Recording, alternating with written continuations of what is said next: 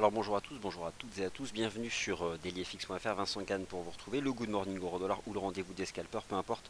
On va parler du DAX, du CAC, de l'Eurostoxx 50, des marchés actions qui ont probablement bouclé hier à l'ouverture avec un gap qui était lié aux événements de vendredi dernier, un gap baissier rapidement comblé sur des niveaux de support décisifs, 10 500 sur le DAX, 4 720 sur le CAC et surtout 3 300 points sur l'Eurostoxx 50.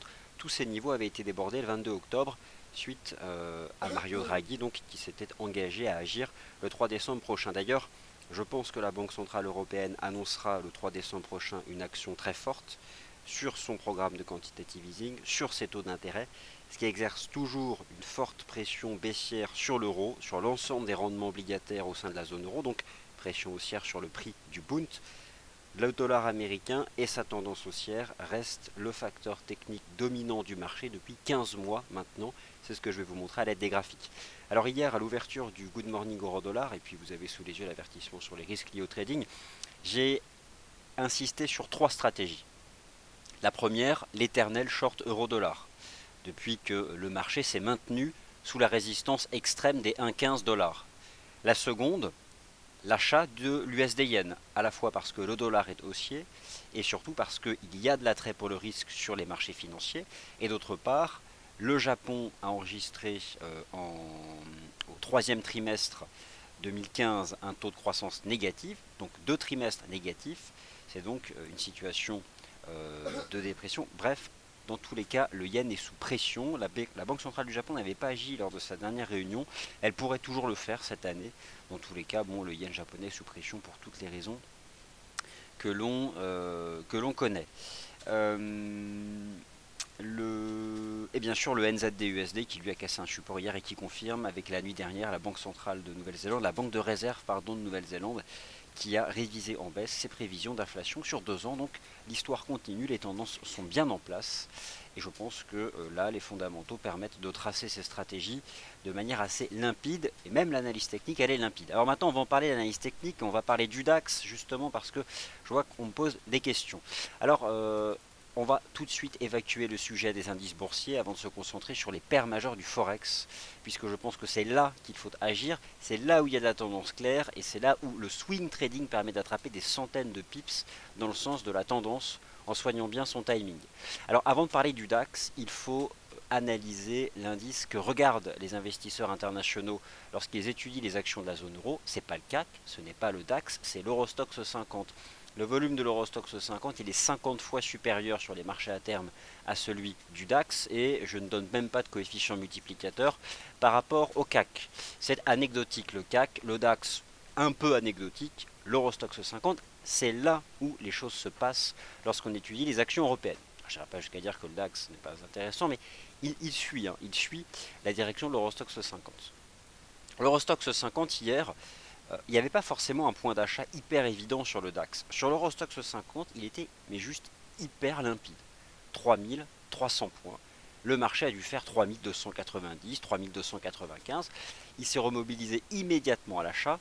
Hier, tous les grands indices boursiers de la zone euro proposent des configurations journalières de reprise. La seule chose qui manque, c'est bien sûr le volume. Alors, le volume d'échange, hier, c'est le bémol. Dans tous les cas, peut-on envisager un nouveau test des plus bas d'hier? Je ne pense pas. Je ne pense pas que le marché reviendra tester les plus bas d'hier.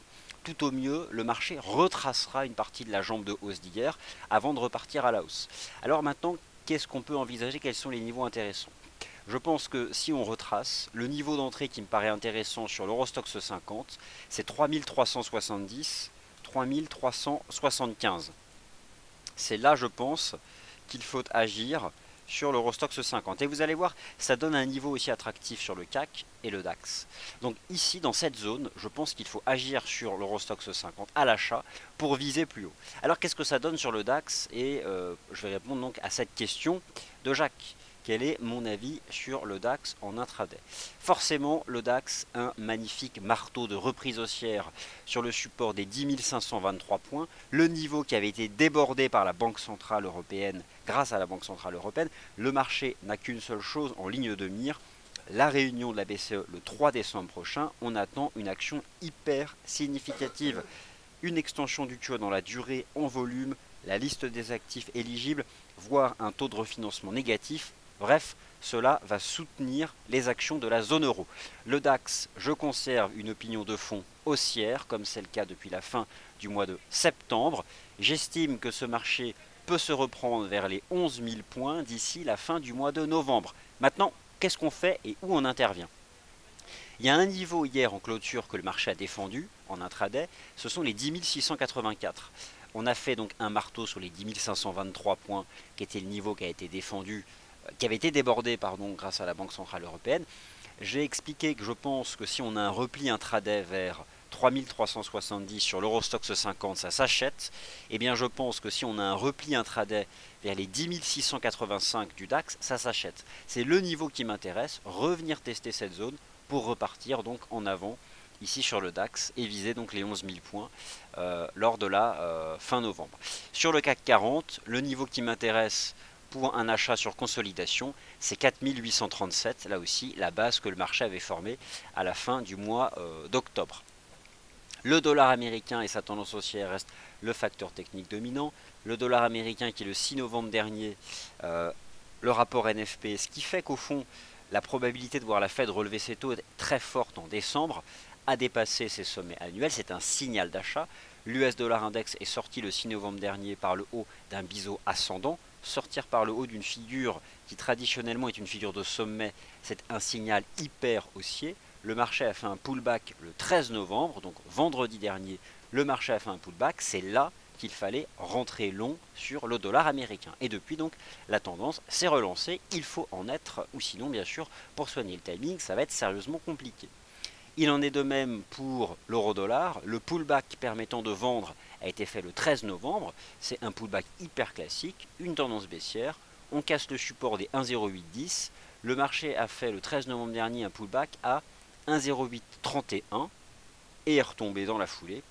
On reste enfermé dans un canal de baisse. J'estime toujours que le marché se repliera d'ici la fin du mois de novembre en direction des 1,0520 $, permis à la fois par l'inflation aux États-Unis qui est solide, les chiffres de l'emploi aux États-Unis qui sont solides, les minutes de la Réserve fédérale qu'on attend mercredi cette semaine à 20 h et la conférence et la BCE le 3 décembre. Alors maintenant, qu'est-ce qu'on fait?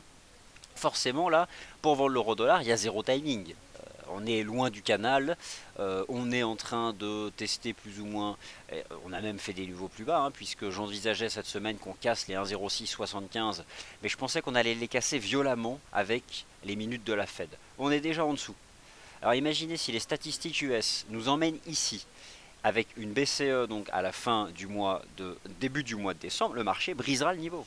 Brisera le niveau et on aura cette fameuse parité qui est déjà existante sur le franc, alors le franc de la Suisse naturellement, puisqu'actuellement, depuis 2 semaines, un dollar américain permet d'obtenir plus d'un franc.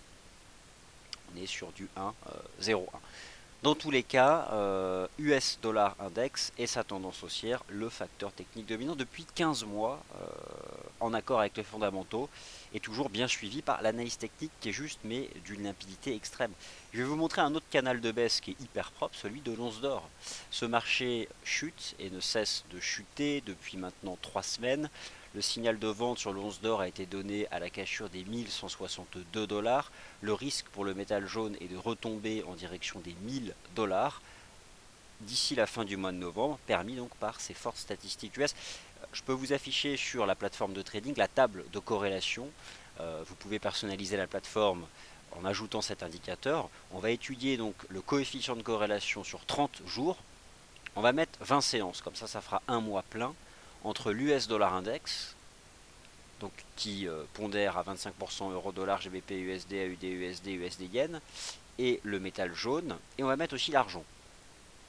Comme ça, vous allez pouvoir constater le... Voilà, hop, on va se mettre 20 séances. C'est parti.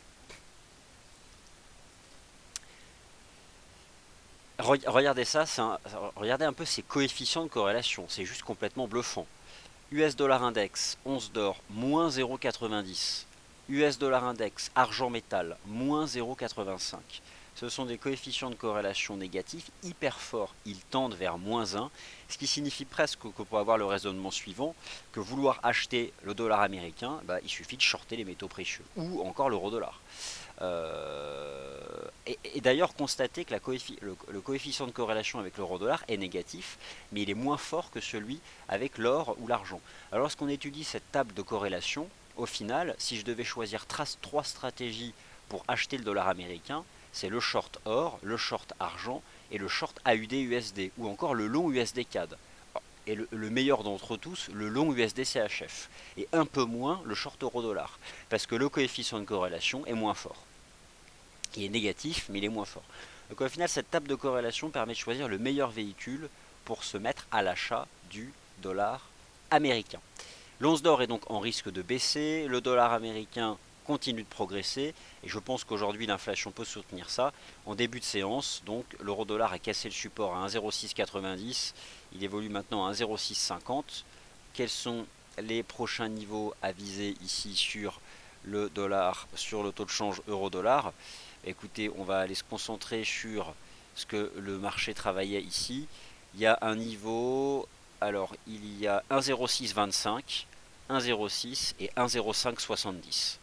Voilà, ce sont les prochaines cibles vers lesquelles peut tendre le taux de change euro-dollar. Alors maintenant, pour ce qui est d'avoir un bon point de vente, le canal de baisse toujours, ou éventuellement le pullback vers 1,0690, 1,07 si cela donc devait intervenir. Le taux de change USD-Yen est donc comme anticipé sorti par... Alors il a rebondi dans le bas de son canal haussier.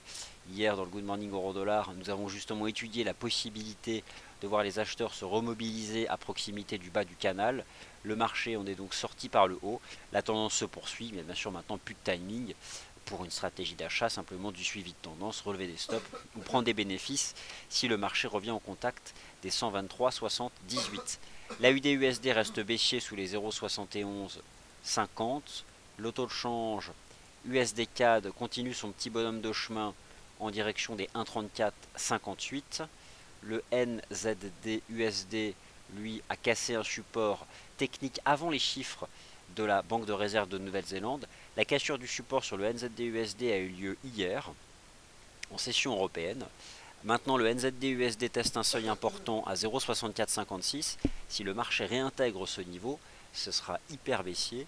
Alors après, il est possible d'attraper là aussi un canal de baisse sur le NZD-USD. Qu'est-ce qui fait baisser le NZD-USD durant la session asiatique? Ce sont les nouvelles anticipations d'inflation de la Banque de réserve de Nouvelle-Zélande. Bon, vous l'avez compris, s'il y a deux éléments fondamentaux à retenir pour les grandes tendances des paires de devises, ce sont les banques centrales, comme d'habitude, les perspectives de politique monétaire, et parmi tous les grands agrégats, les perspectives d'inflation. Alors forcément, si là elles sont revues en baisse, le marché s'ajuste automatiquement. Le câble, petit bémol sur le câble, ça reste tout de même un équilibre des forces légèrement en faveur du dollar américain. Sur le court terme, le GBP-USD se maintient sous une résistance à 1,5240. Ce matin à 10h30, on attend l'indice des prix à la consommation en Grande-Bretagne au mois d'octobre. Les mêmes chiffres que je vais suivre avec vous en direct tout à l'heure aux États-Unis à 14h30 qui, je pense, peuvent prolonger la tendance haussière du dollar américain. Et donc l'USD-CHF, écoutez, il suit son petit bonhomme de chemin. C'est ce que montre la table de corrélation. C'était l'actif le plus fort pour acheter le dollar américain. Bon, j'invente rien, c'est ce que dit la table de corrélation. Et donc, voilà, là c'est celui qui est le mieux orienté. Alors, écoutez, voilà, ainsi s'achève donc cette première émission. Merci d'avoir été attentif. Le prochain point de marché a lieu à 9h15. Vous retrouvez donc Sylvain pour un débriefing de ses stratégies intraday sur le DAX. Quant à moi, je vous retrouve à 11h pour le morning meeting. Et puis bien sûr, pour le métal jaune, toutes les matières premières, le pétrole avec les tensions actuelles géopolitiques, l'once d'or qui subit la force du dollar américain, toutes ces matières premières, elles sont étudiées ici même à 10h30. Merci et à tout à l'heure.